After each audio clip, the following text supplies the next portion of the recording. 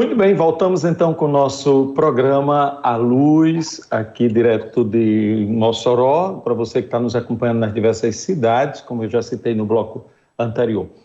Nós vamos direto à conversa com o nosso arcebispo eleito da Arquidiocese de Natal, Dom João Santos. O senhor já está em tela, muito obrigado por ter aceitado o convite para participar do nosso programa A Luz, aqui que é de responsabilidade da Diocese de Mossoró, mas apresentado aqui ao vivo nesse momento no canal 10 da TCM, que é uma emissora de TV local aqui na sede da Diocese de Mossoró, com uma penetração em vários outros municípios, né? E certamente pelo site e aplicativo, muitas pessoas na Arquidiocese começam a nos acompanhar. Dom João, boa tarde, bem-vindo ao programa A Luz de Mossoró. Vamos para a Bahia, não é? Boa tarde, Dom. Boa tarde, Padre Flávio. Dom, como é que nesse momento, antes a gente vai ter até às 18 horas essa conversa com 2 intervalos, Dom. Primeiro, vou fazer o inverso. Como é que anda a expectativa para, em outubro, já vir, né, para assumir a Arquidiocese de Natal? A minha expectativa continua aquela de fato, uma vez acolhido pela a Igreja de Natal, começarmos a nos inserir nessa igreja, que para mim é nova, não a conheço, embora conheço a sua história, já que a Arquidiocese de Natal, ela tem uma história que tem impacto no Brasil inteiro, considerando, por exemplo, os mártires de Cunhaú e Araçu, considerando o movimento de Natal.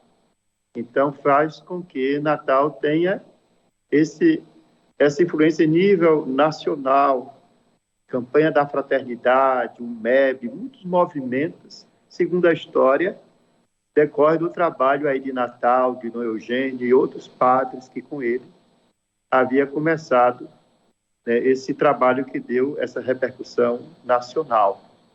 Então, mas aguardar a hora de chegar e conhecer a história, que certamente vai demandar tempo para ouvir, para escutar, e então ir nos inserindo numa caminhada que não vem da agora, uma caminhada eclesial que vem desde os tempos coloniais, de modo que quem chega procura se inserir nesse grande movimento histórico, eclesial, que é conduzido pelo Espírito Santo de Deus.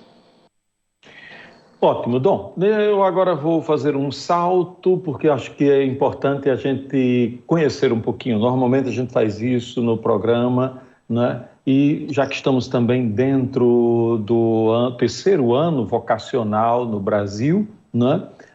Eu queria que o senhor falasse um pouquinho para nós de onde é Dom João, onde nasceu, um pouquinho da família, se era uma família religiosa, se a vocação surgiu nesse berço familiar, mas um pouquinho a família de Dom João. Se conversasse um pouquinho para nós, passasse um pouquinho para nós onde é nascido e como foi esses primeiros anos.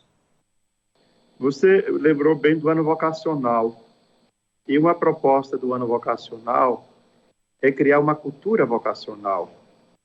Que quando nós vivemos num ambiente que já há uma cultura vocacional, e falamos cultura vocacional, é quando há uma cultura que nos abre a dimensão da fé, a dimensão do transcendente, a dimensão da espiritualidade. Quando o único horizonte da vida não é apresentado nos termos intra-humanos, imanentes, mas que nos faz justamente abrir a nossa alma para a dimensão do Espírito de Deus. Eu nasci em uma família católica, numerosa, somos 12 irmãos. A cidade, à época, uma pequena cidade, Darilmeira, pertencia à Diocese de Vitória da Conquista. Depois, quando se criou a Diocese de Jiquié, ela faz hoje parte da Diocese de Jiquié. Era uma cidade que não havia padre residente. O padre ia uma vez no mês celebrar a missa e voltava. Portanto, era um catolicismo leigo que tínhamos, seja na comunidade eclesial, catolicismo leigo marcado pela celebração da palavra, marcado pelas devoções marianas, o texto de Nossa Senhora, o ofício de Nossa Senhora, as ladainhas, as festas de padroeiro e o ambiente do catolicismo da casa. Como uma família católica, quando criança, me recordo muito bem, havia o quarto, o oratório dos santos. E desde pequeno eu gostava muito de dialogar com os santos que via minha mãe fazer. E lembro que certa vez até acendi umas velas lá e acho que esqueci e pegou fogo. Depois, naquele ambiente católico, muito propício para o surgimento da vocação. A vocação em mim foi uma realidade assim, muito natural, eu direi. Porque muito cedo, em torno dos 14 anos, eu me senti chamado. E é isso que é engraçado. Eu direi, é mistério de Deus. Aí vemos que, de fato, a vocação é mistério. Eu poderia imaginar que, naquele contexto, o horizonte pudesse ser outro. Mas a partir de 14 anos, me surgiu o desejo de ser padre. Como todo garoto, ainda muito tímido, de certa forma, quando surgiu em mim o desejo de ser padre, eu não procurei o padre que ia lá celebrar para poder manifestar o meu desejo. Eu lembro que houve uma missa lá, a posse de um prefeito, que foi o bispo de Amargosa, o Dom João Nilton. Fiquei com uma vontade enorme de falar com ele sobre vocação, mas não falei. E chegava o folheto domingo nas nossas comunidades, e a partir daquele folheto eu comecei a comunicar com os paulinos, com a congregação que se dedica à comunicação.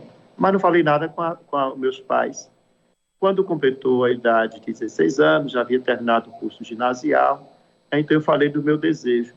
Mas em São Paulo, eles não concordaram que eu fosse, como sabiamente, seria para o Rio Grande do Sul, Caxias. E então, meus pais, comigo, nós fomos até ao bispo da diocese, que era Dom Climério, nos apresentamos, ele me apresentou. Não tinha feito encontro vocacional, que naquele tempo já exigia, mas quando o Dom Climério soube e eu falei do meu desejo, imediatamente ele me aceitou no seminário. Aí eu comecei a fazer os primeiros tempos de seminário propedêutico, era o seminário menor, Vitória da Conquista. Aí depois segui em frente, sempre experimentando. É o chamado de Deus. Nunca tive dúvida a respeito da minha vocação e também, com muita naturalidade, nunca me passou nenhum momento que não pudesse ser ordenado. Com tranquilidade, vivi os tempos do seminário e chegado às etapas em que se começa a receber os ministérios, né, as ordens sacras. Isso aconteceu naturalmente, o diaconato, o presbiterato. Eu sou do clero da Arquidiocese de Vitória da Conquista, lá exerci o meu ministério. Depois, com o tempo, fui fazer estudar em Roma, passei 7 anos em Roma, fiz mestrado, doutorado em filosofia, retornando, e atuei nos ambientes acadêmicos de Vitória da Conquista, no seminário. E, assim, a trajetória nossa vai sendo construída e nós vamos seguindo conforme aquilo que Deus desenha para nós. Os pais do senhor, nesse momento, quando o senhor manifesta de entrar no seminário, de fazer esse caminho vocacional, como é que foi o posicionamento dos pais e dos irmãos, uma família numerosa? Olha, curiosamente, foi um diálogo com um irmão meu que me fez despertar a vocação sacerdotal. Porque hoje o jovem ele deixa para fazer as suas perguntas, quando ele ainda ingressa na faculdade, ainda não sabe ainda o que quer. Mas no tempo era o ginásio, terminado o ginásio, a gente se perguntava o que queria. E um diálogo com meu irmão, mais velho do que eu, ele falou: por que você nunca pensou de ser padre? Certamente, talvez porque via, era mais ligado ali à igreja, participando daqueles movimentos Legião de Maria, o presídio. Então já começou daí. Os meus pais me incentivaram, não não concordaram com a ideia de ir para São Paulo, por exemplo, com muita sabedoria, porque realmente a distância cultural seria muito grande e possivelmente, se tivesse ido, quem sabe, não sei se teria permanecido, poderia ter dificuldade de adaptação. Depois que o senhor entra no seminário, não é, ordenado padre, vamos fazer assim, eu vou chamar o próximo intervalo, mas no próximo bloco, né, eu queria que o senhor contasse um pouquinho para nós como é que foi a experiência depois do seminário, já ordenado padre, que caminho o senhor faz, né, na diocese, aí dessa vez, nesse momento ali, como padre. Mas a gente vai fazer assim, eu já vou chamar o nosso intervalo, daqui a pouco a gente retorna. Eu queria só dar um abraço a todos que fazem a PASCOM da Arquidiocese de Natal, a pessoa de Cacilda, que está nos acompanhando, né? A partir de Cacilda, todos que fazem a Arquidiocese de Natal e nos acompanham nesse momento. A gente vai fazer nosso rápido intervalo, logo em seguida a gente retorna com Dom João Santos, conversando um pouquinho, né, sobre, primeiro, o seu ministério presbiteral, né, na Arquidiocese de Vitória da Conquista. Você continua conosco aqui pela TCM.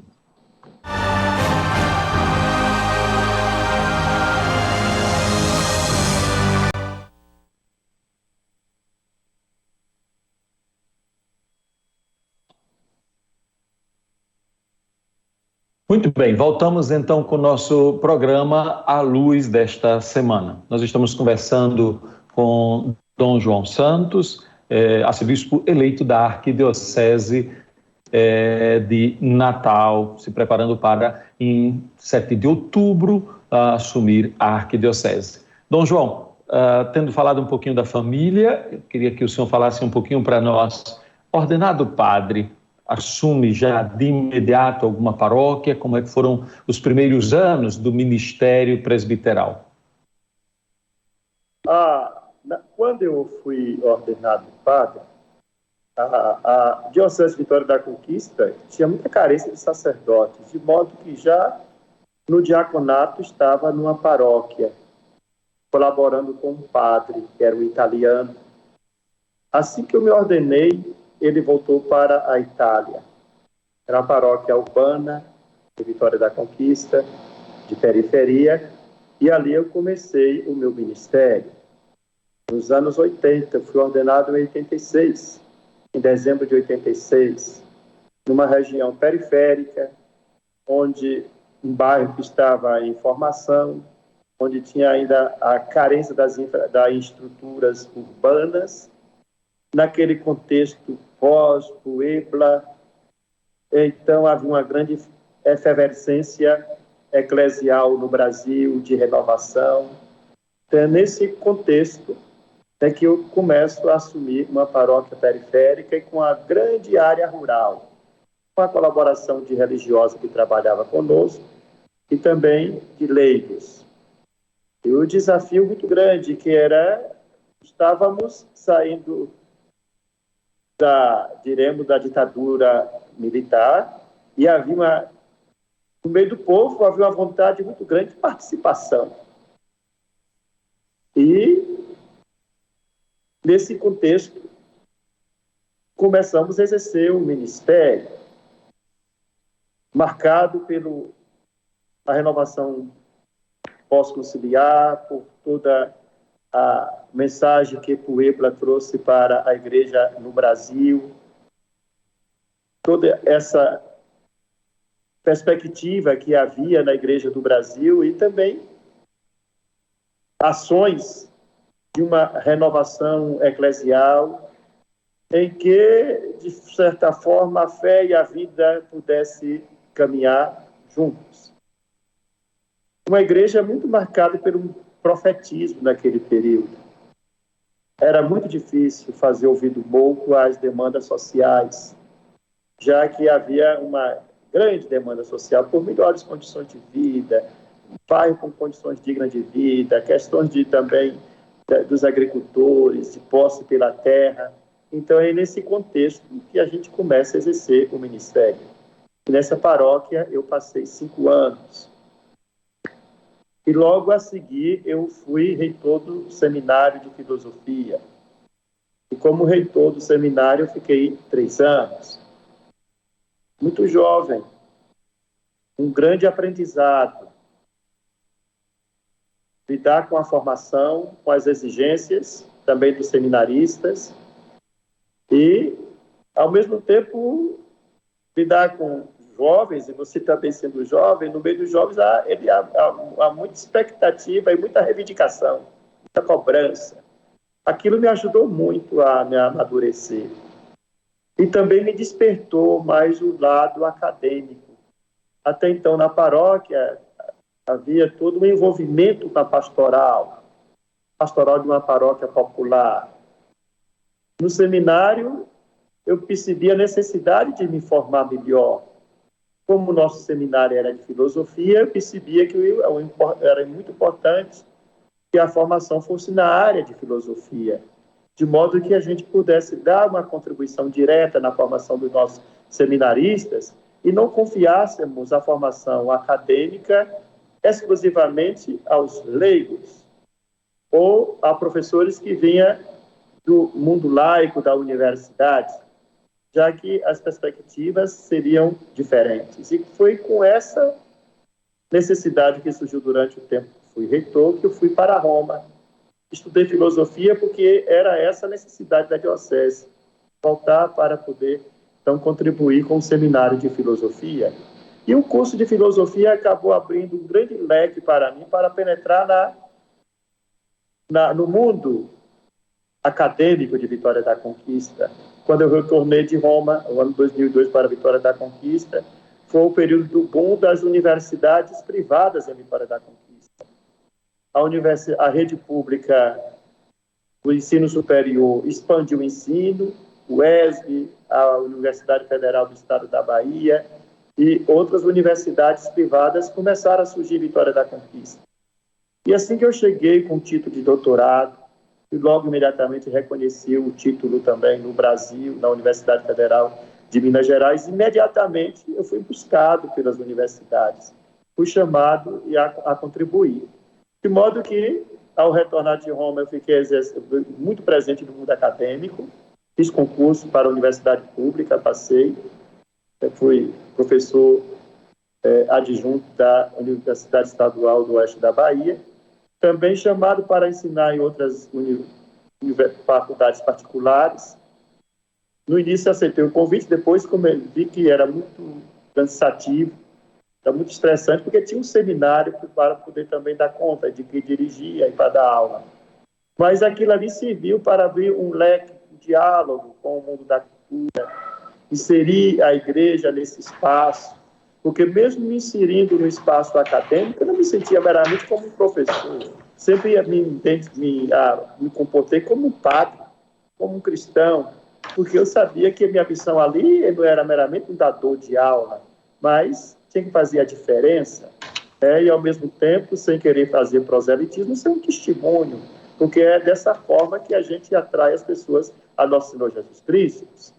Levanta questionamento, seja dos discentes, como também dos colegas do corpo docente.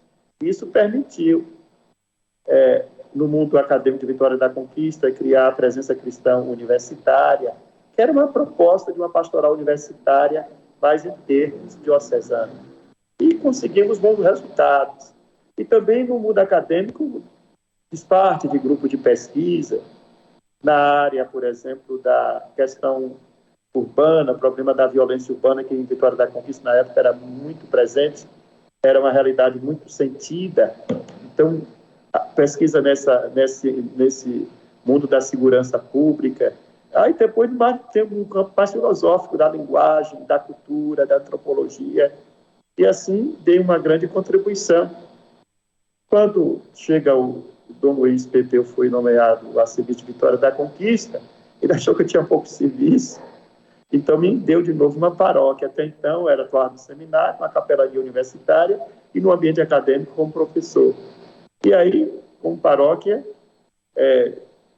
tivemos que, de novo, readaptar o modo de viver o ministério e o cuidado também de o envolvimento no mundo acadêmico, não me retirar da paróquia.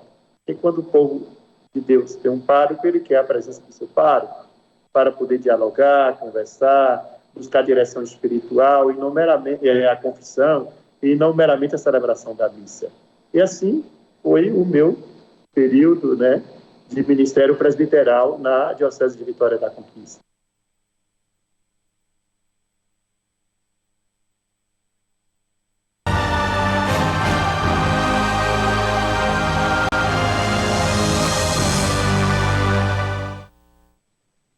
Estou tentando conectar. Muito bem, voltamos então com o nosso programa à luz desta semana. Peço desculpas, o final do bloco anterior foi minha conexão, né, que acabou dando dificuldades para que vocês tiveram minha imagem congelada e nós não tivemos como concluir o bloco anterior. Por isso peço desculpas, mas já retornamos. Dom João, o senhor já nos escuta novamente, tranquilo? Escuto, agora passei aqui para o computador para melhorar um pouco mais. Perfeito, então. Dom, feito esse caminho aqui, o senhor é eleito bispo, surpreso com a nova missão? Sim, eu fiquei surpreso desde quando eu fui eleito bispo para São Raimundo Nonato. De fato, um assombro vocacional. E quando eu fui eleito bispo, aí é que eu percebi o que significa vocação. Nós sabemos que vocação é um chamado que Deus faz a nós. E um chamado que sempre, da nossa parte, requer abrir mão de muita coisa. Ser padre, por exemplo, foi algo que eu desejei desde pequeno. Me preparei para aquilo. Renunciei a possibilidades. Mas foi algo que eu desejei, que busquei, e que a igreja confirmou a minha vocação. Ser chamado para ser bispo, direi assim, não estava nos planos. Eu até nem imaginava que pudesse ser chamado para o ministério episcopal, porque eu estava muito mais atuando no ambiente acadêmico. Eu não tinha todo esse envolvimento com o ambiente eclesial, no sentido de participar de reuniões, de bispos. Não estava nessas esferas. É verdade, fui coordenador de pastoral na diocese. Isso deu possibilidade de participar dos movimentos, das assembleias em nível regional. É verdade que também fui representante dos presbíteros um tempo, mas fazemos tudo isso como serviço, você não faz porque está esperando alguma outra coisa a mais. Então, quando eu fui chamado para ser bispo de São Raimundo Nonato, foi um impacto muito grande na minha vida. Eu, assim que fui chamado para ser bispo, não dei a resposta imediatamente. Eu pedi um tempo para pensar.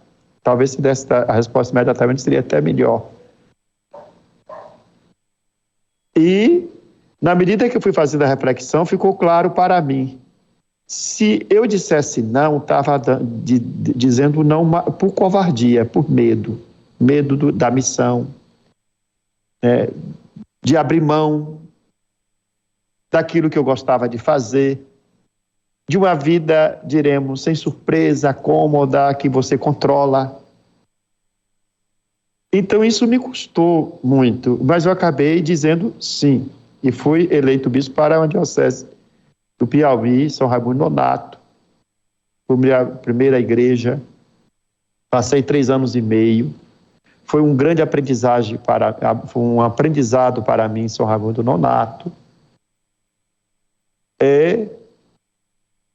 Um período também, uma igreja, o catolicismo muito forte, o piauense é um povo muito católico, mas uma igreja também como era, que tinha poucos recursos materiais e econômicos, recursos humanos, padres muito dedicados, missionários, abnegados, de modo que quando eu cheguei, que vi até as receitas da diocese, senti um impacto muito grande, me perguntava, será que eu vou conseguir sobreviver aqui? Porque a receita da diocese, me lembro, na época era menor do que eu recebia como professor universitário. Mas Deus realmente, Ele providencia tudo. Ele provê de fato. Ele nunca falta com a sua providência. E suscitamos uma grande rede de apoio, solidariedade entre amigos e localmente conseguimos manter a diocese, como manter também a missão do bispo. Ali foi o meu primeiro aprendizado, porque aí começamos a aprender a lidar com as demandas dos padres, com a necessidade da evangelização, com as prioridades que devemos também traçar. E logo a seguir, 3 anos e meio depois, eu fui transferido para a Bahia, Bom Jesus da Lapa. Então, São Raimundo Nonato o senhor não conhecia, foi como bispo foi também, sem conhecer. Foi um pulo no escuro, como estou indo para Natal também.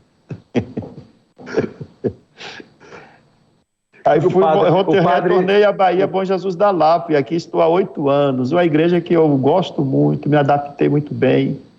É uma igreja que tem características diferentes das outras igrejas do estado da Bahia, porque tem um santuário.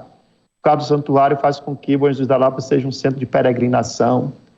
Nesse período agora, até outubro, dezembro, passa nessa cidade em torno de 2 milhões de pessoas. Então, a população flutuante faz com que a cidade também triplique de habitantes nesse tempo, agora até o mês de outubro. E assim, cheguei a Bom Jesus da Lapa, há 8 anos. Hoje nós temos, quando cheguei, tínhamos dificuldade de clero para poder assistir às paróquias. Graças a Deus, essa dificuldade hoje nós superamos. É claro que o número de sacerdotes é sempre menor para aquilo que nós temos. Não há paróquia sem padre, mas a igreja tem necessidade, outras necessidades, e a gente não pode abrir novos campos, porque também ainda não contamos com muitos padres. Mas é uma diocese que amo, um povo muito acolhedor, conseguimos realmente fazer trabalhos importantes na área da evangelização, na área também da promoção humana. E agora, Nosso Senhor quis que eu vá para Rio Grande do Norte, que também foi uma surpresa para mim. Porque eu acho que nem o Potiguar esperava que fosse um baiano para lá, e tampouco eu nem imaginava, eu já sabia que Rio Grande do Norte sempre foi um Potiguar. Então, não me passava que essa possibilidade de que eu pudesse um dia ser bispo de Natal, da Arquidiocese de Natal. Para mim, recebo isso com uma grande alegria, mas também responsabilidade. Eu tenho consciência da complexidade hoje que nós vivemos na evangelização no mundo, e quanto mais uma diocese quanto maior uma diocese, eu não falo só em termos de habitantes, diocese urbana, com 2 milhões de habitantes, com mais de 200 padres, então nós podemos imaginar que nós temos aí desafios muito grandes, que precisamos de fato de estar num processo de escuta permanente do Espírito Santo, dos sinais dos tempos, nos servir de bons colaboradores, dos fiéis leigos e leigas, dos consagrados, para viver junto à missão. A missão que não é só minha, mas que é nossa. E cada vez que renova um bispo sucede a um outro bispo, acho que cria um bocado de expectativas também. Oxalá Deus queira que eu possa também responder às expectativas que certamente existem entre os padres, entre os fiéis que constituem a Igreja de Natal. O que é que o senhor consideraria como um dos, pelo menos alguns, desafios, a partir olhando o pontificado do Papa Francisco, a partir dessas 2 experiências que o senhor tem, São Raimundo Nonato, Bom Jesus da Lapa, agora assumir a Arquidiocese de Natal, o senhor vem de um outro regional Nordeste 3, vai se inserir no Regional Nordeste 2, como é que o senhor olha nesse momento e diz, esses desafios aqui para a Igreja no Brasil, a partir do que o Papa nos propõe, são centrais, ou pelo menos que o senhor, eu diria que lhe preocupam e que certamente lhe farão gastar o seu ministério nos próximos anos? determinadas preocupações do Santo Padre, desde o início do seu pontificado, que ele expressa na Evangelii Gaudium, que eu considero que são atuais, assim também como aparece no documento de Aparecida. Por exemplo, a questão da missão, a igreja aberta, que se abre, uma igreja que possa sair de si mesma para ir às periferias humanas, existenciais, e não apenas as periferias geográficas. Toda essa dimensão missionária da igreja, que supõe a abertura. E, de fato, eu penso que tanto Aparecida quanto o tema da missão que aparece no Papa Francisco, com o termo Igreja em Saída, a Igreja em Estado Permanente de Missão, que supõe para nós não fazer meramente uma pastoral de conservação, mas renovar e aqui ele tende à conversão da igreja. Então, eu entendo um grande desafio hoje é justamente a missão para os novos campos, seja no âmbito da cultura, no âmbito, né, da existência humana, no âmbito das periferias humanas, geográficas e existenciais. Aí vejo outro grande desafio. Hoje nós vivemos num mundo de conexão das redes sociais. Cada um hoje tem a sua mídia na mão. Tudo ocorre de forma muito instantânea. A nossa vida também é muito exposta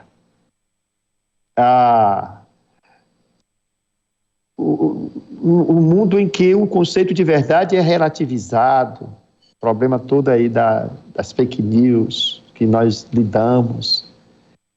Se de um lado o meio de comunicação trouxe para nós uma grande riqueza, o sinal é isso aqui agora, que nós estamos usufruindo, né, desse instrumento tecnológico e à distância estabelecendo esse diálogo. Na pandemia foi um grande ganho para nós, as redes sociais, cada paróquia com o celular na mão conseguia então comunicar-se com seus fiéis e transmitir a Santa Missa, mas temos esse grande desafio, porque também nesse contexto nós sabemos que tem muito esse catolicismo de internet, e às vezes o catolicismo de internet, há muitos gurus que têm um desafeto com a igreja pós-conciliar, com o próprio Santo Padre, com seus pastores. Então, veja a importância da presença nesse mundo. Bom que a Pascom hoje tem em todas as dioceses, mas nos qualificar também para ter uma presença eclesial, cristã, para que a mensagem do Evangelho possa repercutir através dessas novas vidas de comunicação que nós dispomos. Depois, todo o problema da cultura urbana, é um desafio para nós. Não sei aí no Nordeste 2, não sei aí no Rio Grande do Norte, em Natal, mas é preciso nos darmos conta. O número de católicos tem decaído. Não é que nós tenhamos que ser prosélitos, mas basta que nós busquemos as formas de acompanhar aqueles que já são batizados, aqueles que já são católicos e pertencem à igreja, de modo que o nosso povo possa sentir a proximidade da igreja, possa sentir a igreja realmente como mãe, uma mãe que acolhe, uma mãe que está próxima, e que não tenha a necessidade de buscar, diremos, em outras fontes, o que ela pode encontrar na própria igreja. Pois tem todo o desafio também da formação, não somente a formação de ministros ordenados, cada vez mais deve ter uma boa base teológica, espiritual, humana, esse vigor missionário, mas também a evangelização, a formação dos nossos fiéis leigos e leigas. Sabemos que há determinados ambientes que chegamos através da presença dos fiéis leigos e leigas, e quanto mais tivermos fiéis leigos e leigas formados, bem preparados, que nós podemos fazer diferença no ambiente da cultura, no mundo da justiça, no mundo da política, se tivermos realmente leigos, bem preparados, no mundo da comunicação. Então eu vejo são essas preocupações que geralmente nós estamos hoje percebendo nesse momento histórico que nós atravessamos na sociedade brasileira. Eu vi o plano de pastoral da diocese, eu considero um plano atual, com base nas diretrizes evangelizadoras da igreja no Brasil, e isso é muito bom, né, que se caminha em sintonia com a CNBB, porque é um grupo de bispos que pensa pastoral, quando nós nos reunimos em assembleia.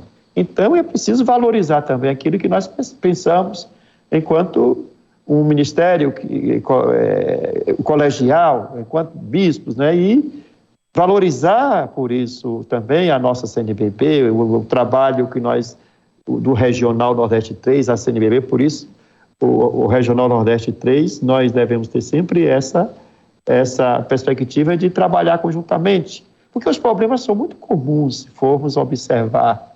E as respostas nós não encontramos sozinhos, mas refletindo, também com a ajuda de peritos, de assessores, de pessoas, cientistas da pastoral, sociólogos, antropólogos, filósofos, teólogos, nos ajuda a compreender o mundo que nós estamos vivendo e as respostas que nós podemos dar a este mundo de hoje, né, em que nós, a igreja, ela é muito, muito exposta e com a comunicação, né, às vezes fica muito difícil lidar com determinadas situações, porque nem temos tempo, às vezes, de ter uma reflexão mais amadurecida e as questões já há uma pressa por parte da sociedade, as questões sem ainda bem serem encaminhadas ou aprofundadas, elas às vezes saem, né, do nosso ambiente de uma forma ainda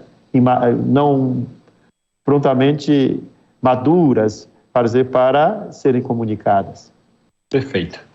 Ótimo, excelente. Dom, a gente agradece demais a participação do senhor, agradece aos que nos acompanharam. Certamente, depois que o senhor tomar posse, nós aqui de Mossoró vamos provocar outros momentos como esse aqui para que, como metropolita, o senhor possa refletir conosco. Um grande abraço, Dom. Seja bem-vindo ao Rio Grande do Norte e assim a gente agradece a participação. Padre Flávio, muito obrigado. Parabéns pelo seu programa. Chegando aí, eu vou querer conhecer sua experiência, com a experiência de uma TV alternativa, como é que essa história funciona, né? Com certeza. Que você veja que já está percebendo os tempos e começa a dar esse espaço. Eu quero muito conhecer o seu trabalho quando aí for, para você me falar mais de perto. Hoje você me pegou como entrevistador, eu quero saber como é que funciona tudo isso. Deus te abençoe, continue com esse espírito inquieto para poder fazer com que o Evangelho possa, através das redes sociais, né, chegar a muitas pessoas. Não somente hoje, muitas vezes chega depois. Com certeza. Depois o pessoal vai fazendo propaganda e está sendo sempre visualizado. Muito obrigado e parabéns por essa sua iniciativa.